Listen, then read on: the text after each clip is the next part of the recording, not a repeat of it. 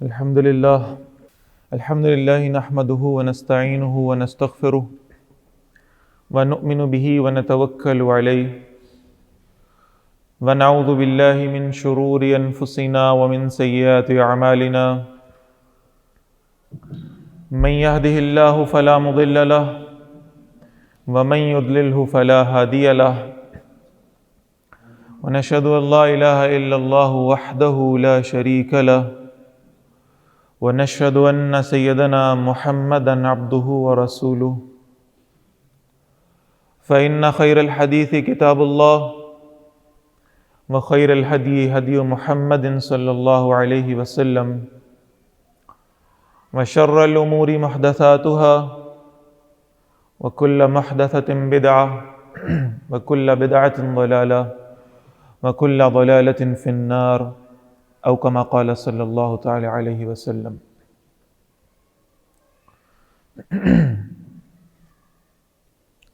اما بعد فقد قال اللہ تبارک وتعالی اعوذ باللہ من الشیطان الرجیم بسم اللہ الرحمن الرحیم قل ان کنتم تحبون اللہ فاتبعونی یحببکم اللہ وقال اللہ عز وجل ألم نشرح لك صدرك ووضعنا عنك وزرك الذي أنقض ظهرك ورفعنا لك ذكرك صدق الله العظيم۔ وقال النبي صلى الله عليه وسلم من أحب سنتي فقد أحبني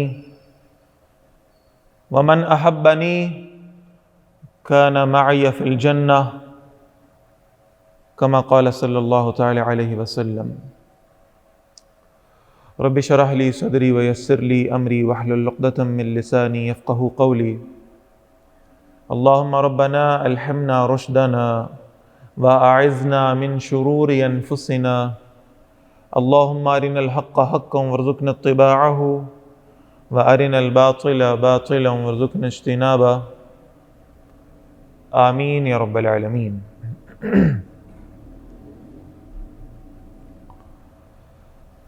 حضرات محترم،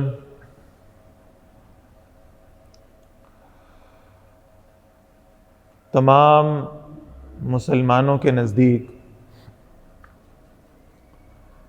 نبی اکرم صلی اللہ علیہ وسلم کی محبت یہ ایمان کی پہلی اور سب سے بنیادی شرط ہے۔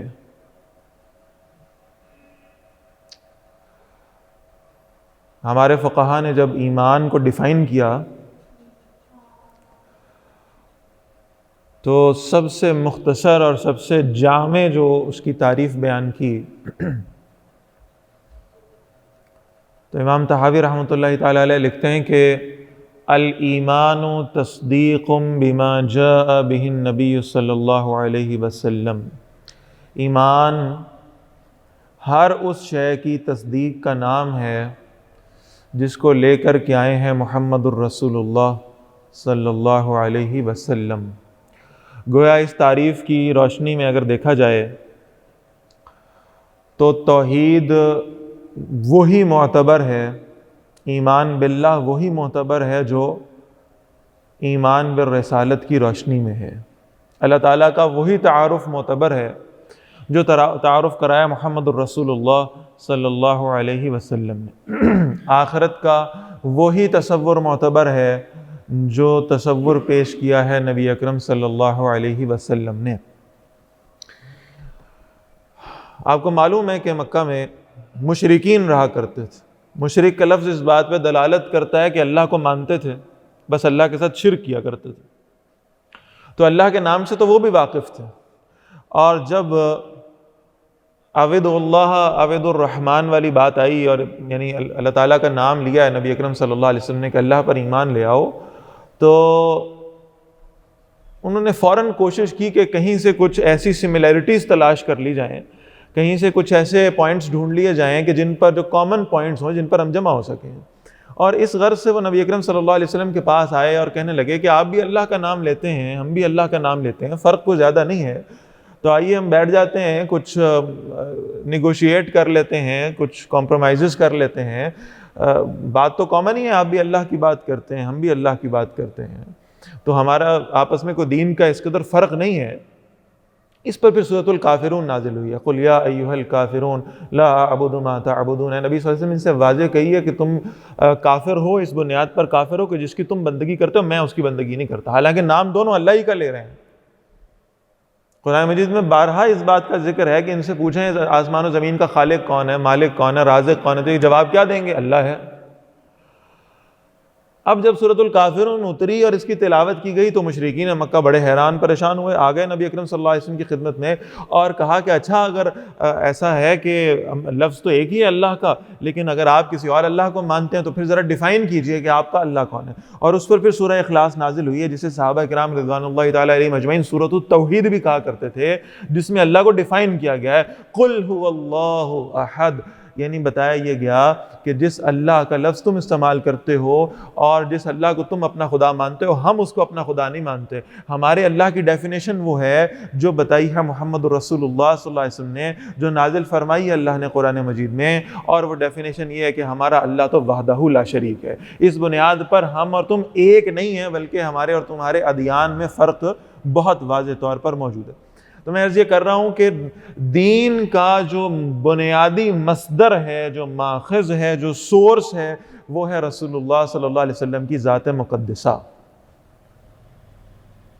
ہمیں اللہ تعالیٰ کا تعارف ملا تو نبی اکرم صلی اللہ علیہ وسلم سے، ہمیں قرآن مجید میسر آیا تو نبی اکرم صلی اللہ علیہ وسلم سے، ہمیں آخرت کا تصور ملا تو نبی اکرم صلی اللہ علیہ وسلم سے. کون سے اعمال صالحہ ہیں اور کون سے فاسقہ ہیں، اس کو ڈیفائن کیا محمد الرسول اللہ نے صلی اللہ علیہ وسلم.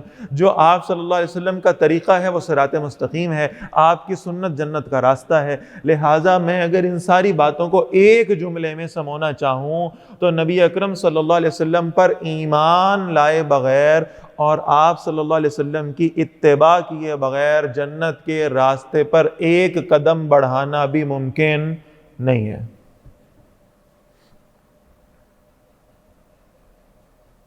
اور جیسے ہی انسان کلمہ پڑھتا ہے، یہ ایک بڑی نیچرل فیلنگ ہے، اور اسے آپ اللہ تعالیٰ کی طرف سے کوئی خاص رحمت سے تعبیر کر سکتے ہیں کہ جب انسان کلمہ پڑھتا ہے، اللہ پہ ایمان لا رہا ہے، آخرت پر لا رہا ہے، رسالت پر ایمان لا رہا ہے، فرشتوں کو بھی مان رہا ہے، قرآن مجید کو بھی مان رہا ہے، ان سب چیزوں پر ایمان لا رہا ہے، تو بہرحال جہاں اسے اللہ کی محبت ملتی ہے،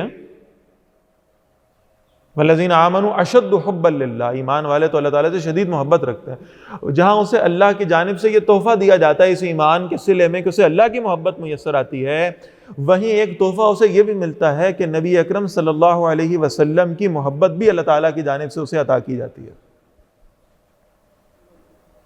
کوئی ایک شخص جو مومن ہے اس کے بارے میں یہ گمان ہی نہیں کیا جا سکتا کہ معاذ اللہ یہ رسول اللہ صلی اللہ علیہ وسلم کی محبت سے اس کا دل خالی ہے، گمان ہی نہیں ہو سکتا. ہر شخص کے دل میں یہ محبت موجود ہے الحمدللہ.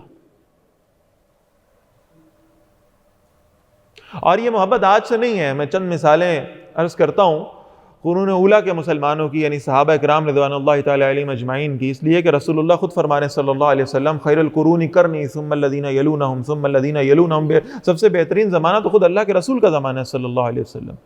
لہٰذا آپ صلی اللہ علیہ وسلم کے زمانے میں آپ کے جو صحابہ تھے انہوں نے آپ صلی اللہ علیہ وسلم سے محبت کیسے فرمائی ہے، یہ ہمارے لیے آئیڈیل اور رول ماڈل ہوگا. کجا یہ کہ ہم آج کے کسی ایک شخص کو لیں اور اس کی محبت کی مثالیں پیش کرنا شروع کر دیں یا اس پر تنقید کرنا شروع کر دیں. اس واقعے کی طرف بھی انشاءاللہ میں آخر میں آؤں گا، لیکن اس وقت مقصود یہ ہے کہ ہمیں یہ دیکھنا ہے کہ نبی اکرم صلی اللہ علیہ وسلم کے صحابہ کس انداز میں رسول اللہ سے محبت کیا کرتے تھے صلی اللہ علیہ وسلم. اس کی چند ایک مختصر مثالیں میں آپ کے سامنے رکھتا ہوں.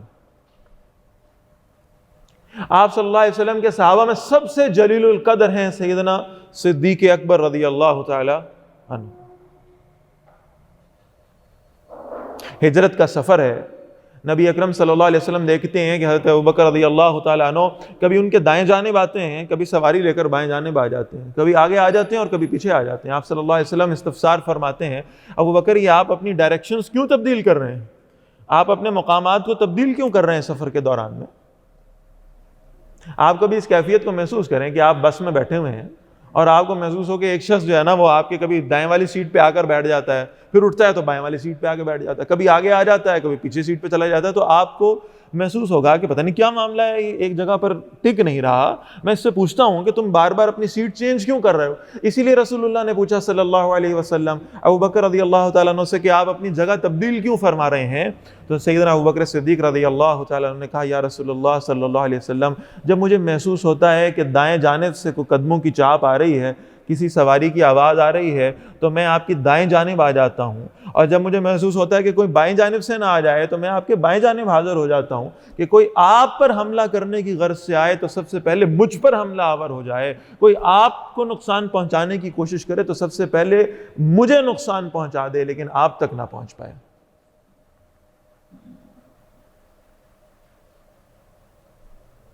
پھر آتا ہے غار ثور۔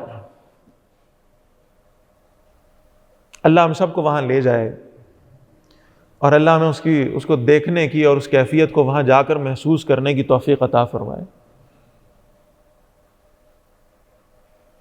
سفر ہے، پہاڑ پہ چڑھنا ہے، غار تک پہنچنا ہے، کیسے پہنچیں گے؟ اور یہاں آپ نوٹ فرمائیے گا کہ اس ہجرت کے سفر کے دوران رسول اللہ صلی اللہ علیہ وسلم کی عمر مبارک کوئی 51-52 سال کے قریب ہے، اور سیدنا صدیق اکبر رضی اللہ تعالیٰ ان سے 2.5 سال چھوٹے ہیں صرف۔ آپ صلی اللہ علیہ وسلم پوچھتے ہیں کہ ابوبکر ہم اوپر کیسے جائیں گے؟ تو سیدنا ابوبکر صدیق رضی اللہ تعالیٰ عنہ نیچے بیٹھتے ہیں اور کہتے ہیں میرے کندھے یا رسول اللہ آپ کی سواری کے لیے حاضر ہیں صلی اللہ علیہ وسلم۔ صرف 2.5 سال کا فرق ہے عمر میں۔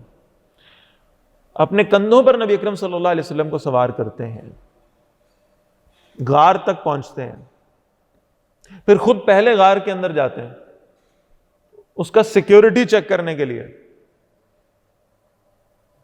اور جب نبی اکرم صلی اللہ علیہ وسلم غار کے اندر تشریف لاتے ہیں تو سیدنا صدیق اکبر رضی اللہ تعالیٰ عنہ کے تن پر قمیض نہیں ہے۔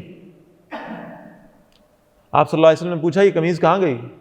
عرض کیا یا رسول اللہ صلی اللہ علیہ وسلم اس غار کے اندر جتنے سوراخ تھے میں نے اپنی قمیض کو پھاڑا، اس کے حصے بنائے، ان سے ان سوراخوں کو بند کیا تاکہ ان میں سے کوئی ایسی شے نہ ہو، کوئی کیڑا مکوڑا، کوئی ایسا جانور ان کے اندر موجود نہ ہو جو آپ کو نقصان پہنچا سکے، تکلیف پہنچا سکے۔ اللہ کے رسول صلی اللہ علیہ وسلم سیدنا صدیق اکبر رضی اللہ تعالیٰ عنہ کی گود میں سر رکھتے ہیں اور آرام فرماتے ہیں۔ سفر کی تھکاوٹ ہے، تھکن ہے، آپ صلی اللہ علیہ وسلم آرام فرمانے لگتے ہیں، اور پھر محسوس ہوتا ہے کہ سیدنا صدیق اکبر رضی اللہ تعالیٰ عنہ کی آنکھوں میں آنسو ہیں۔ آپ صلی اللہ علیہ وسلم اپنی نیند سے بیدار ہوتے ہیں، پوچھتے ہیں ابوبکر کیا ہوا؟ یہ آنکھوں میں آنسو کیوں ہیں؟ یہ چہرے پر تکلیف کے آثار کیوں ہیں؟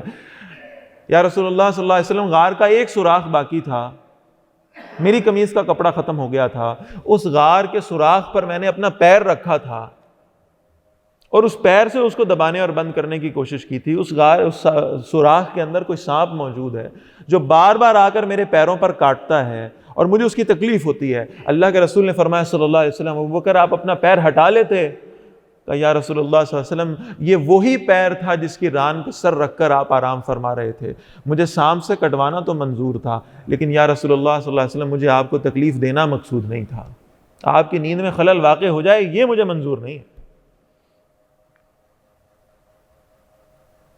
یہ ہیں اصل میں وہ محبت کے رول ماڈلز جو ہمارے سامنے رکھے گئے ہیں۔ میں بہت دفعہ پہلے بھی عرض کر چکا کہ وہ سائنس جس کو کہتی ہے یہ ریفلیکس ایکشنز ہوتے ہیں، یعنی جب کبھی آپ کو کوئی ایسی تکلیف پہنچتی ہے، کسی بہت زیادہ گرم شے کو آپ ہاتھ لگا دیتے ہیں، کسی کو کانٹا آپ کے پیروں میں چبھ جاتا ہے تو آپ فوراً پیر پیچھے کرتے ہیں، سوچتے نہیں ہیں اس پہ کہ مجھے کیا کرنا چاہیے کیا نہیں۔ لیکن یہاں رسول اللہ صلی اللہ علیہ وسلم کی محبت ان ریفلیکس ایکشنز پر بھی غالب آ چکی۔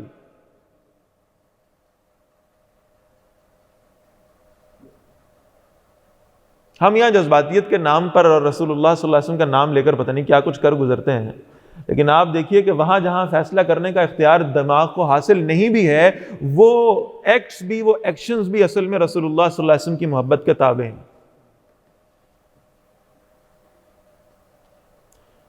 سیدنا عمر فاروق رضی اللہ تعالیٰ عنہ حاضر ہوئے، یا رسول اللہ صلی اللہ علیہ وسلم میں آپ سے بہت محبت کرتا ہوں، بہت محبت کرتا ہوں، بہت محبت کرتا ہوں۔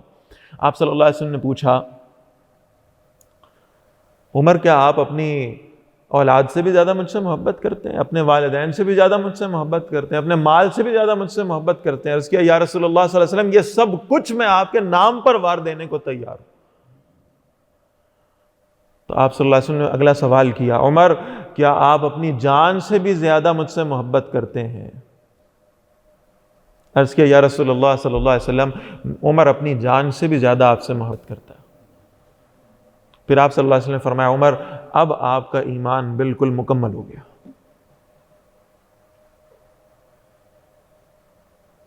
عثمان غنی رضی اللہ تعالیٰ نے ایک دن رسول اللہ صلی اللہ علیہ وسلم کو اپنے گھر دعوت دی۔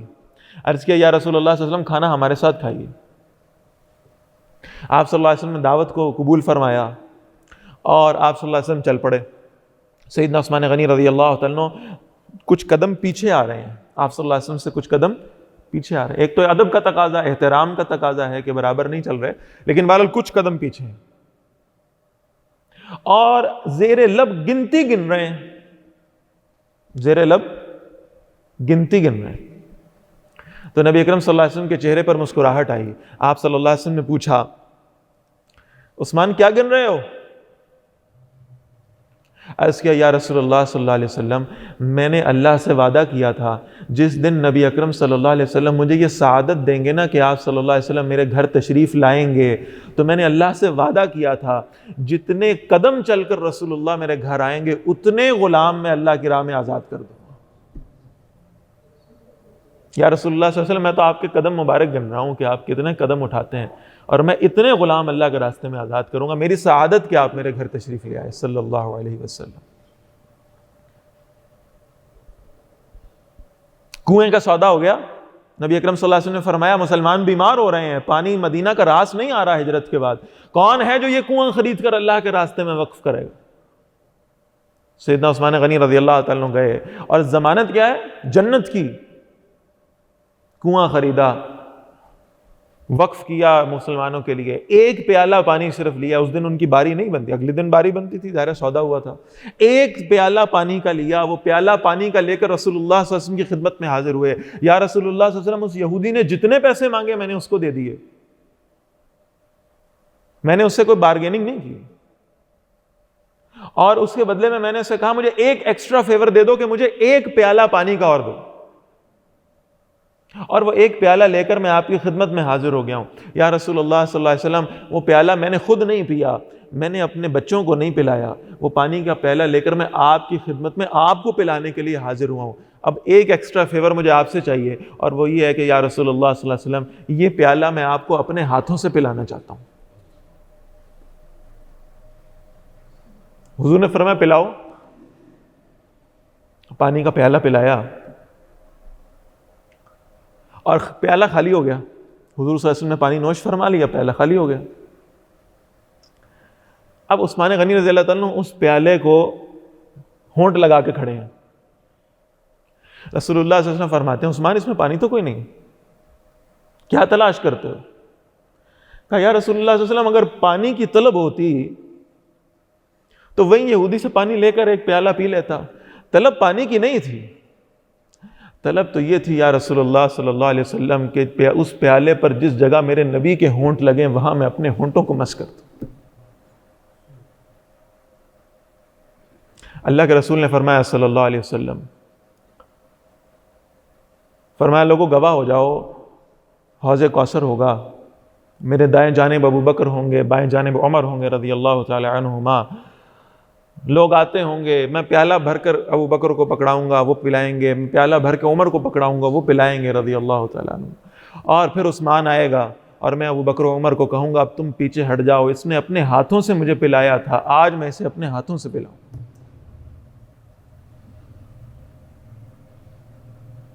محبت یہ ہے۔ بنو دینار کی ایک عورت تھی، صرف صحابہ میں نہیں صحابیات میں بھی یہ محبت تھی۔ بہرحال بنو دینار کی ایک عورت، غزوہ احد میں اس کے خاندان کے 3 لوگ شہید ہو گئے، باپ شہید ہو گیا، بھائی شہید ہو گیا، شوہر شہید ہو گیا غزوہ احد میں۔ مسلمانوں کا لشکر مدینہ منورہ میں واپس داخل ہو رہا ہے، وہ خاتون پردے میں سامنے آئی، کسی نے کہا اللہ کی بندی، اللہ تجھ پر رحم کرے، تیرا تو باپ بھی شہید ہو گیا، تیرا تو بھائی بھی شہید ہو گیا، تیرے تو سر کا تاج تیرا شوہر بھی شہید ہو گیا، اللہ تجھ پر رحم کرے۔ اور وہ عورت کہتی ہے میرے بھائی باپ اور شوہر کو چھوڑو، صرف اتنا بتاؤ اللہ کے رسول صلی اللہ علیہ وسلم کو زخم تو نہیں آیا؟ لیکن اللہ کے رسول ٹھیک ہے صلی اللہ علیہ وسلم، کیا میں اللہ کے نبی کی زیارت کر سکتی ہوں، دیدار کر سکتی ہوں؟ کہ جی وہاں موجود ہیں، آپ چلی جائیے۔ وہ خاتون پردے میں رسول اللہ صلی اللہ علیہ وسلم کے پاس گئی ہیں، اللہ کے نبی صلی اللہ علیہ وسلم کے چہرے کو دیکھا، آپ صلی اللہ علیہ وسلم نے پہچانا اور فرمایا اللہ کی بندی، تیرے تینوں محرم مرد جو ہیں وہ دنیا سے رخصت ہو گئے، اللہ نے ان کی جانیں اپنے راستے میں قبول کر لیں، اللہ تجھ پر رحم فرمائے۔ کہ یا رسول اللہ صلی اللہ علیہ وسلم میں نے آپ کا چہرہ دیکھ لیا، اللہ کی قسم اس کے بعد مجھے کوئی غم ہی نہیں ہے، اب کوئی غم نہیں۔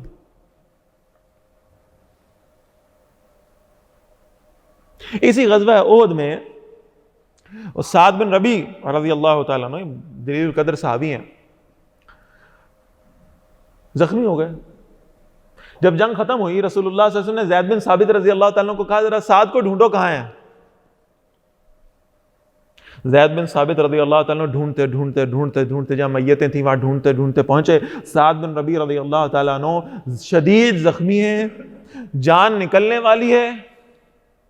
زید بن ثابت رضی اللہ تعالیٰ نے جا کر کہا سعد، نبی اکرم صلی اللہ علیہ وسلم نے مجھے آپ کو ڈھونڈنے کے لیے بھیجا تھا، شکر ہے میں نے آپ کو پا لیا اس سے پہلے کہ آپ دنیا سے رخصت ہو جاتے۔ سعد بن ربیع نے کہا رضی اللہ تعالیٰ عنہ جا کر میرے نبی کو بتا دینا کہ اللہ کی قسم میں نے جنت کی خوشبو پا لی ہے، میں نے جنت کی خوشبو پا لی ہے، رب کعبہ کی قسم میں کامیاب ہو گیا۔ یہ پیغام دے دینا رسول اللہ کو صلی اللہ علیہ وسلم، اور جا کر انصار کی قوم کو، یہ بھی خود انصاری تھے، انصار کی میری قوم کے لوگوں کو کہہ دینا، میری آخری وصیت دے دینا کہ اللہ کے رسول صلی اللہ علیہ وسلم بھی موجود ہوں اور انصار کی قوم بھی موجود ہو، ایک آدمی بھی زندہ ہو اور رسول اللہ صلی اللہ علیہ وسلم کو ایک کانٹا بھی چبھ جائے تو خدا کی قسم اللہ تمہیں معاف نہیں کرے گا، یا تو تم زندہ ہی نہ ہو، اور اگر تم زندہ ہو تو تمہاری زندگی میں رسول اللہ صلی اللہ علیہ وسلم کو کانٹا چبھنے تک کی تکلیف بھی نہ پہنچے۔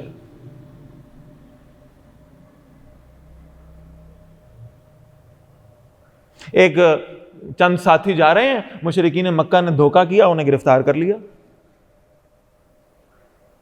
ان میں ایک ہیں خبیب بن عدی رضی اللہ تعالیٰ عنہ، اور دوسرے ہیں زید بن وسنہ رضی اللہ تعالیٰ۔ یہ جو امیہ بن خلف تھا حضرت بلال کا آقا، امیہ بن خلف کو حضرت بلال نے پکڑ کے قتل کرا دیا تھا۔ عبد الرحمن بن عوف رضی اللہ عنہ جب ان کو پکڑا تو حضرت بلال نے کہا اس کو قتل کرو، اس کو قیدی نہیں بنانا، اس نے مجھ پر بڑے ظلم کیے ہوئے۔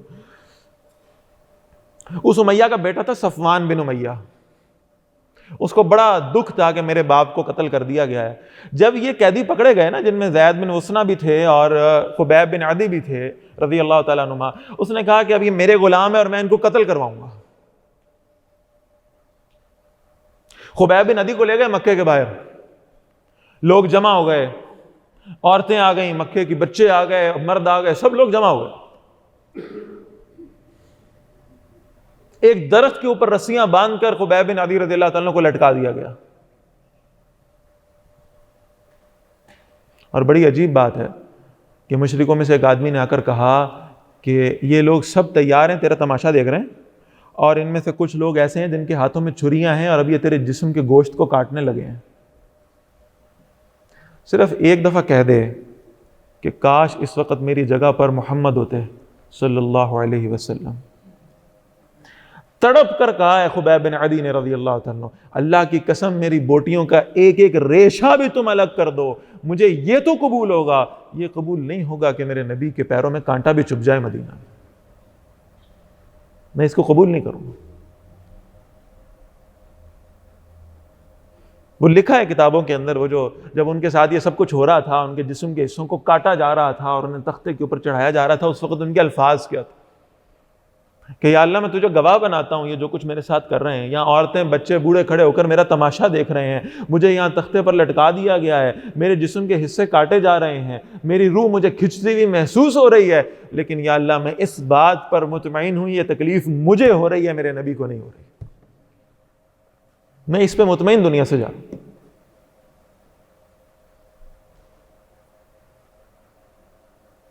یہ صحابہ کرام رضوان اللہ علیہم اجمعین کی محبت کا معاملہ تھا. ایک صحابی کے بارے میں آتا ہے رضی اللہ تعالیٰ عنہ، عبد الرحمن بن قراد رضی اللہ تعالیٰ عنہ. نبی اکرم صلی اللہ علیہ وسلم کے لیے یہ ایک دن جو ہے نا وہ کھڑے ہیں وضو کا پانی لے کر، انتظار میں کھڑے ہیں کہ آپ صلی اللہ علیہ وسلم وضو کے لیے تشریف لائیں تو میں وضو کراؤں. نبی اکرم صلی اللہ علیہ وسلم نے کہا سوال کرو، مانگو، فرمائش کرو، کیا چاہتے ہو؟ تم نے بڑا ادب کیا میرا، تم میرے لیے وضو کا پانی لے کر کھڑے انتظار کر رہے ہو، کیا فرمائش؟ کتنی بڑی اپرچونٹی مل رہی ہے کہ رسول اللہ صلی اللہ علیہ وسلم خود پوچھ رہے ہیں کیا چاہیے بھائی. میں اللہ سے کہہ کے وہ اللہ سے درخواست کرتا ہوں، اللہ تعالیٰ تمہیں مجھے عطا فرما دیں گے. مانگو، کیا مانگتے ہو، کیا فرمائش کرتے ہو، مل جائے گی. میرے جیسا کوئی ہوتا تو شاید کہتا کہ دنیا کی کچھ آسائشیں مل جائیں، یہ فلاں شے نہیں ہے کہ مل جائے، یہ فلاں شے نہیں، ایسا ہو جائے، ایسا ہو جائے. ایک آپ کے پاس اپرچونٹی ہے کہ رسول اللہ صلی اللہ علیہ وسلم پوچھ رہے ہیں کیا چاہیے بھائی، کیا فرمائش کرتے ہو. میں قربان جاؤں اس صحابی پر کہ یا رسول اللہ صلی اللہ علیہ وسلم اگر آپ نے کہہ ہی دیا ہے اور آپ میرے لیے دعا کرنے ہی لگے ہیں تو آپ ہاتھ اٹھائیے اور اللہ سے دعا کیجئے اللہ عبد الرحمن کو جنت میں آپ کی ہمسائیگی عطا فرما دے. جیسے میں دنیا میں آپ کی قربت مجھے میسر ہے، اللہ جنت میں بھی ایسی قربت عطا فرما دے. حضرت قعقاع رحمہ اللہ تعالیٰ ایک بہت بڑے تابعی تھے، بڑے شاگرد ان کے ہوئے ہیں. ایک دن مجلس میں بیٹھے ہوئے کسی نے پوچھا حضرت آپ بڑے تابعی ہیں، آپ بڑے شیخ الحدیث ہیں، بتائیے جنت کی سب سے بڑی اٹریکشن کیا ہے، جنت میں کیا شے سب سے خوبصورت ہوگی، سب سے بہترین کیا ہوگا؟ سارے جواب درست ہو سکتے ہیں کہ حوریں ہوں گی اور محلات ہوں گے اور سونا چاندی کی بنی ہوئی چیزیں ہوں گی اور حوض ہوں گے اور شراب طہور ہوگی اور یہ ہوگا اور یہ سب چیزیں تھی. سارے جواب درست ہو سکتے. لیکن آپ دیکھیے کہ کسی شخص کا فوکس جب کسی خاص شے پر بن جاتا ہے، اس کی کنسنٹریشن جب کسی خاص شے کی طرف چلی جاتی تو وہ کیا جواب دیتا ہے. اس تابعی نے خاموشی اختیار کی، آنکھیں بند کی، شاید جنت کا تخیل کر رہے ہوں گے، اور پھر آنکھیں کھولی اور کہا اللہ کی قسم جنت کی سب سے بڑی خوبصورتی یہ ہے کہ وہاں رسول اللہ ہوں گے صلی اللہ علیہ وسلم. جنت کی خواہش کرنے والوں کو اس کی بھی تو خواہش کرنی چاہیے نا کہ اللہ جنت میں رسول اللہ صلی اللہ علیہ وسلم سے ملاقات کر رہا ہے. کتنی بڑی نعمت، کتنی بڑی نعمت. ہم سیرت پڑھاتے ہیں تو ہم بتاتے ہیں کہ آپ کبھی شبلی نعمانی کی سیرت پڑھیں گے، کبھی سید سلمان ندوی کی سیرت پڑھیں گے، کبھی صفی الرحمن مبارک پوری کی سیرت پڑھیں گے. بے شمار لوگوں نے بے شمار کتابیں سیرت کی لکھ چھوڑی ہر زبان کے اندر. ہر ایک کو پڑھنے کا اپنا لطف ہے، اپنا مزہ ہے، اپنی حلاوت ہے، اپنی مٹھاس ہے، آپ کو وہ کیفیت محسوس ہوگی.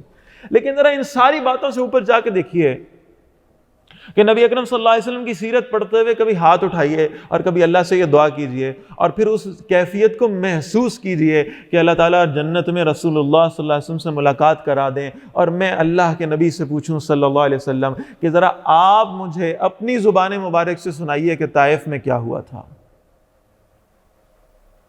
یا رسول اللہ صلی اللہ علیہ وسلم آپ بتائیے کہ جب احد کے میدان میں خود کی کڑیاں آپ کے رخسار مبارک میں گھسی تھیں تو اس وقت کیا کیفیت تھی. آپ بتائیے جب آپ نے اپنے پیارے محبوب چچا سید حمزہ رضی اللہ تعالیٰ عنہ کی لاش کو مسح ہوا ہوا دیکھا تھا تو آپ پر کیا گزری تھی.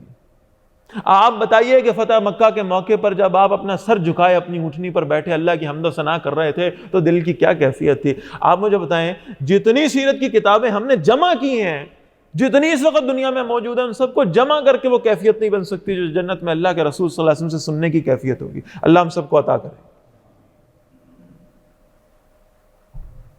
اور یہ ہوگی تب جب رسول اللہ سے محبت ہوگی صلی اللہ علیہ وسلم.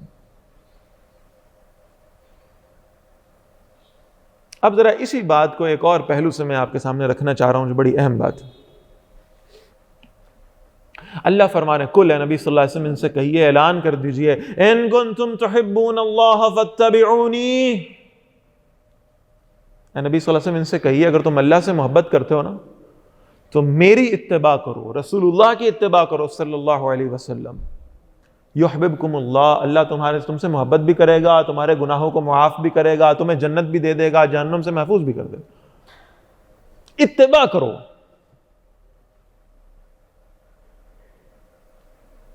یاد رکھیے فقہا نے بڑی خوبصورت تقسیم کی، اللہ کی اطاعت جمع اللہ کی محبت ہو تو عبادت بن جاتی ہے،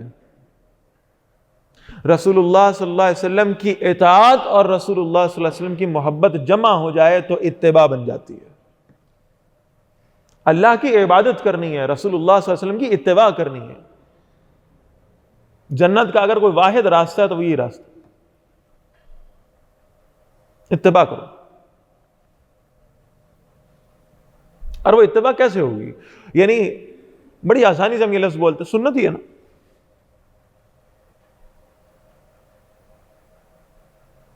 ایک تابعی ہے جن کا نام ہے سالم رحمہ اللہ، یہ بیٹے ہیں حضرت عبداللہ بن عمر رضی اللہ تعالیٰ عنہ کے، اور عبداللہ بن عمر رضی اللہ تعالیٰ عنہ بیٹے ہیں سیدنا عمر فاروق رضی اللہ تعالیٰ عنہ۔ سالم بن عبداللہ بن عمر رحمہ اللہ ورضی اللہ تعالیٰ عنہما، یہ جب کسی سفر پہ جاتے تھے تو جاتے جاتے لوگوں سے کہتے تھے بس ذرا چند لمحے یہاں رکنا ہے، بس ذرا کچھ دیر کے لیے یہاں رکنا ہے، اب ذرا یہاں رکنا ہے۔ وہ لوگ پوچھ رہے ہیں کہ حضرت آپ جلیل القدر تابعی ہیں اور آپ صحابہ کے بیٹے ہیں، لیکن بہرحال یہ کہ یہ بار بار رکنے کی کیفیت ہمیں بھی ذرا حکمت سمجھا دیں، آپ کیوں رکتے ہیں؟ کہا جب میں اپنے والد یعنی عبداللہ بن عمر کے ساتھ سفر کیا کرتا تھا تو وہ ان مقامات پر رکا کرتے تھے اور میں ان سے پوچھا کرتا تھا کہ آپ یہاں کیوں رکتے ہیں؟ تو عبداللہ بن عمر رضی اللہ تعالیٰ عنہ کہتے تھے میں اپنے والد عمر فاروق رضی اللہ تعالیٰ عنہ کے ساتھ جب سفر کرتا تھا تو وہ انہی مقامات پر رکتے تھے اور میں ان سے پوچھتا تھا کہ آپ یہاں کیوں رکے ہیں؟ تو سیدنا عمر فاروق رضی اللہ تعالیٰ عنہ فرماتے تھے ہم نے ایک مرتبہ رسول اللہ صلی اللہ علیہ وسلم کے ساتھ سفر کیا، آپ صلی اللہ علیہ وسلم نے انہی مقامات پر قیام فرمایا اور آپ نے یہاں کھڑے ہو کر نماز ادا فرمائی اور آپ نے وضو کیا، اور وضو کرتے وقت آپ صلی اللہ علیہ وسلم کے چہرے پر مسکراہٹ تھی اور آپ نے اپنا چہرہ مبارک آسمان کی طرف کیا۔ اب حضرت عمر سے لے کر عبداللہ بن عمر سے لے کر سالم بن عبداللہ بن عمر تک اگر وہ اسی راستے پر سفر کرتے ہیں، انہی مقامات پر رکتے ہیں، وہیں پہ نفل نماز ادا کرتے ہیں، وہیں وضو کرتے ہیں، پھر اپنے چہرے پر مسکراہٹ لاتے ہیں اور پھر آسمان کی طرف اپنا چہرہ کر کے کہتے ہیں میں نے رسول اللہ کی سنت کو پورا کر دیا صلی اللہ علیہ وسلم۔ کہیں حکم ہے یہاں رکنے کا؟ کہیں حکم ہے کہ کسی خاص جگہ پر آپ نے رک کر نفل پڑھنا ہے؟ لیکن چونکہ رسول اللہ صلی اللہ علیہ وسلم کو ایسا کرتے دیکھا ہے تو سینہ بہ سینہ وہ روایت چل رہی ہے اور چلتی چلی جا رہی ہے۔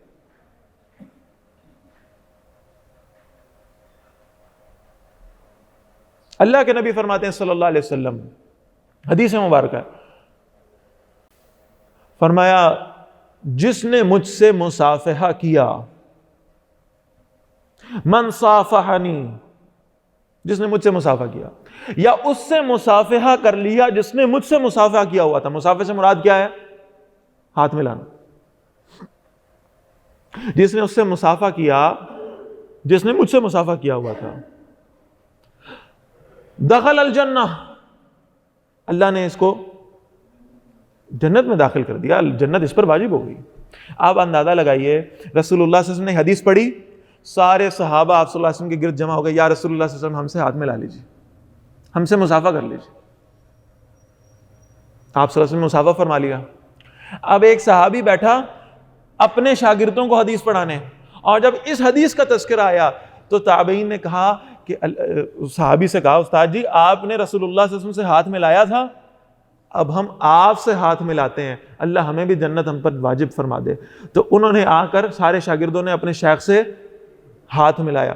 1442 ہجری میں آج ہم موجود ہیں، آج بھی جب شیخ الحدیث وہ حدیث پڑھاتا ہے تو سارے شاگرد اٹھ کر آتے ہیں اور آ کر کہتے ہیں حضرت ہمارے ساتھ ہاتھ ملا لیجئے، اور یہ مصافحہ کرنے کا تسلسل آج سے شروع ہوتا ہے، رسول اللہ صلی اللہ علیہ وسلم تک جاتا ہے۔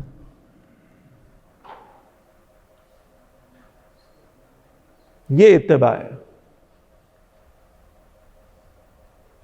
آپ ضرور دیکھیے فقہی احکام کیا ہیں، بہت اچھی بات ہے، لیکن جائیے معلوم ہو جائے کہ اللہ کے رسول کا ایک حکم آ گیا صلی اللہ علیہ وسلم، پھر وہاں ہماری اپنی عقل، ہمارا شعور، ہمارے رسم و رواج، ان کا کوئی جواز نہیں بنتا۔ میں نے بالکل آغاز میں حدیث پڑھی تھی، اللہ کے رسول فرماتے ہیں صلی اللہ علیہ وسلم من احب سنتی، وہ جسے میری سنت سے محبت ہے، جس نے میری سنت سے محبت کی، صرف عمل کی بات نہیں کر رہا میں، حدیث میں عمل کا لفظ نہیں ہے، صرف من احب سنتی، عمل بھی کیا اور اس عمل سے محبت بھی کی کہ میں رسول اللہ صلی اللہ علیہ وسلم کی اتباع میں عمل کر رہا ہوں. من احب سنتی فقد احبنی، آپ نے فرمایا جس نے میری سنت سے محبت کی اس نے گویا مجھ سے محبت کی. اور پھر فرمایا ومن احبنی، اور جس نے مجھ سے یعنی رسول اللہ صلی اللہ علیہ وسلم سے محبت کی، کان معی فی الجنہ، وہ جنت میں بھی میرے ساتھ ہوگا، اسے جنت میں میری معیت حاصل ہو جائے گی. کتنا بڑا انعام ہے، اللہ ہمیں یہ عطا فرما دے. لہذا رسول اللہ صلی اللہ علیہ وسلم کی محبت ہر انسان پر لازم، واجب، اور اس کے بغیر ایمان کا کوئی امکان ہی نہیں ہے. اور نبی اکرم صلی اللہ علیہ وسلم پر ایمان اور آپ کی محبت کا تقاضا کہ آپ صلی اللہ علیہ وسلم کی سنتوں سے محبت کی جائے. یہ تو میں نے بہت یعنی اختصار سے یہ باتیں آپ کے سامنے عرض کی ہیں. ذرا مستقل سنتوں کی طرف توجہ دے لیں، یعنی وہ سنتیں جو رسول اللہ صلی اللہ علیہ وسلم نے مستقلاً کی ہیں. کوہ صفا کے دن سے لے کر اس روز تک جب رسول اللہ صلی اللہ علیہ وسلم دنیا سے رخصت ہوئے، اس دن تک نبی اکرم صلی اللہ علیہ وسلم نے مسلسل مستقلاً ایک سنت پر عمل کیا ہے، اور وہ اللہ کے دین کی دعوت دینا. ذرا مجھے اور اپنے آپ کو دیکھ لینا چاہیے کہ یہ سنت میری زندگی میں ہے کہ نہیں ہے.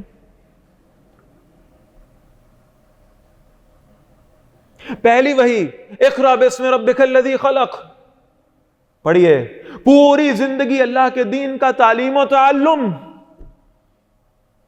ذرا مجھے سوچ لینا چاہیے کہ رسول اللہ صلی اللہ علیہ وسلم نے مسلسل 23 سال جو کام کیا اللہ کے دین کی تعلیم و تربیت کا، کیا وہ میری زندگی میں کہیں ہے کہ نہیں ہے؟ پہلی وحی سے یہ حکم آیا اور اللہ کے رسول صلی اللہ علیہ وسلم مستقل اس سے عمل کیا. دوسری وحی یا ایھا المدثر قم فانذر وربک فکبر، 23 سالوں کی پوری جد و جہد میں مستقل سنت اللہ کے نبی صلی اللہ علیہ وسلم کی کیا ہے؟ اللہ کے دین کو غالب کرنے کی جد و جہد. ذرا مجھے اپنے بارے میں سوچ لینا چاہیے کہ کیا میں بھی اس جد و جہد میں کوئی شریک ہوں کہ نہیں ہوں؟ کیا میرے ذہن میں بھی یہ بات ہے کہ میں نے اللہ کے نبی صلی اللہ علیہ وسلم کی تعلیمات کو آگے پہنچانا ہے؟ آپ صلی اللہ علیہ وسلم فرماتے ہیں اللہ اس شخص کو تر و تازہ رکھے جو ہم سے کوئی بات سنے اور اسے آگے پہنچا دے.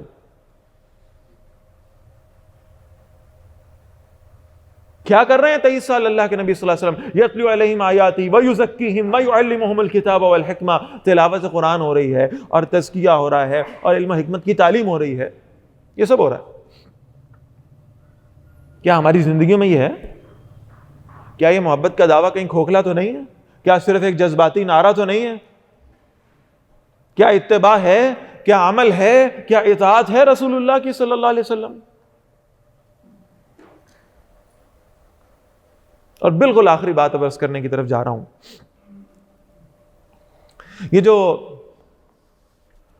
واقعہ ہوا ایک بینک کے اندر، اور ایک گارڈ نے اپنے مینیجر کو قتل کر دیا اور پھر اس نے اعلان کیا کہ اس نے رسول اللہ کی توہین کی تھی صلی اللہ علیہ وسلم. پوچھا کیا توہین کیا کی تھی؟ کہنے لگے، کہہ رہا تھا سنت کا مقام کوئی نہیں. بادی نظر میں تو یہ محسوس ہوتا ہے کہ ایسی کوئی بات ہوئی نہیں، یہ تو کوئی ذاتی رنجش تھی جو پہلے سے چلی آ رہی تھی اور اس کی بنیاد پر اس شخص نے یہ کام کر دیا. واللہ تعالی عالم.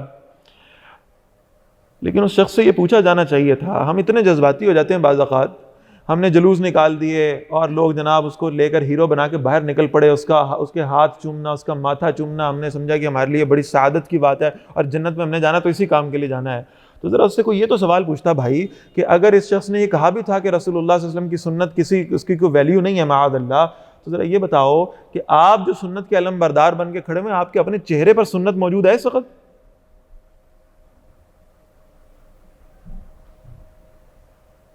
اس کی طرف کسی کی توجہ نہ گئی.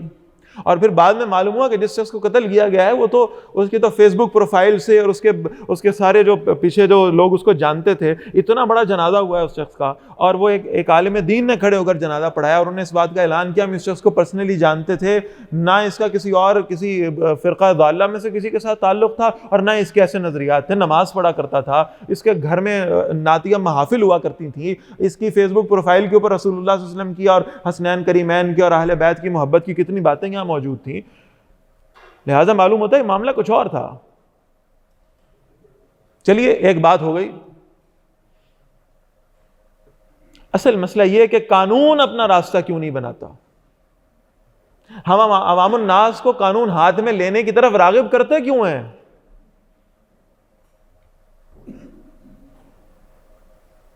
ہاں تو ہونا یہ چاہیے تھا کہ جن لوگوں کے ہاتھوں میں قانون ہے وہ اس قانون کو نافذ کرتے. کیا 295A سے 295C تک کی پوری شقیں اور دفعات موجود نہیں ہیں؟ 1500 کے لگ بھگ کیسز توہین رسالت کے اس وقت عدالتوں میں موجود ہیں, ایک پر بھی فیصلہ نہیں ہوا. اس کا مطلب ہے نظام بدبودار ہو چکا اور نظام اپنا کام نہیں کر رہا. لوگوں نے قانون کو ہاتھوں میں لینے کا سلسلہ اس لیے شروع کیا ہے اور پھر ظاہر ہے اس پہ غلط واقعات بھی ہو رہے ہیں. آج آپ سوشل میڈیا کو دیکھ لیں تو وہ یعنی جتنے یہ لبرلز ہیں وہ صرف اس ایک واقعے کو بنیاد بنا کر اس سے پہلے جتنے گستاخی کے واقعتاً جو معاملات ہوئے ان سب کو کنڈیم کرنے کی کوشش کر رہے ہیں. کسی ایک شخص کی لا علمی کو علماء دین کا موقف سمجھا نہیں جا سکتا, اور علماء دین میں سے کسی نے اس شخص کی حرکت کی ابھی تک کوئی توجیہ پیش نہیں کی, نہ اس کی حمایت کی ہے. اصل سوچنے والی بات یہ ہے کہ ہم سب رسول اللہ سے محبت کرتے ہیں صلی اللہ علیہ وسلم. سب سے پہلے دیکھنے کی تو بات یہ کہ ہمارے اپنی زندگی کے اندر, ہمارے اپنے گھروں کے اندر رسول اللہ صلی اللہ علیہ وسلم کی سنتیں اور آپ صلی اللہ علیہ وسلم کا عمل, آپ کا دین کہاں تک موجود ہے. وہ ایک واقعہ ہمارے استاد سنا رہے تھے, کہنے لگے کہ ایک آدمی جو ہے نا وہ بڑا ہی شوق و ذوق کے ساتھ یہ جملہ کہا کرتا تھا کہ رسول اللہ صلی اللہ علیہ وسلم جو ہے نا کب میرے گھر میں بھی آنا یا رسول اللہ, اس طرح کا کوئی جملہ کہا کرتا تھا. تو بغیر کسی فقہی مبحث میں پڑے ہوئے کہنے لگے میری زبان سے یہ نکلا کہ اگر واقعتاً رسول اللہ صلی اللہ علیہ وسلم کسی دن تمہارے گھر آ گئے تو سوچو کہ اللہ کے رسول صلی اللہ علیہ وسلم کو کس قدر دکھ پہنچے گا کہ تمہارے گھر میں کیبل ٹی وی پر کیا چل رہا ہے, اور تمہارے گھر میں نمازوں کے اوقات میں لوگ کیا کر رہے ہیں, نمازیں نہیں پڑھی جا رہی ہیں, روزے نہیں رکھے جا رہے, اللہ کے دین کی اتباع نہیں کی جا رہی. سوچو تم یہ کہہ تو رہے ہو کہ رسول اللہ صلی اللہ علیہ وسلم تشریف لائیں, اگر واقعتاً رسول اللہ صلی اللہ علیہ وسلم تشریف لے آئے تو تمہارے گھر کے حالات دیکھ کر آپ کو کس قدر دکھ ہوگا. اللہ اس کی طرف ہماری توجہ مبذول کرا دے.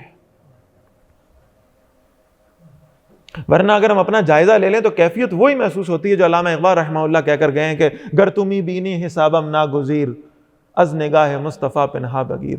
وہ کہتے ہیں یا اللہ اگر میرا حساب آپ نے قیامت والے دن لینا ہی ہو نا تو میری درخواست صرف اتنی ہے, میرے نامہ اعمال کو رسول اللہ صلی اللہ علیہ وسلم کے سامنے نہ کھولیے گا, اس لیے کہ میرے نامہ اعمال میں وہ چیزیں موجود ہیں جو میرے نبی کو تکلیف پہنچائیں گی.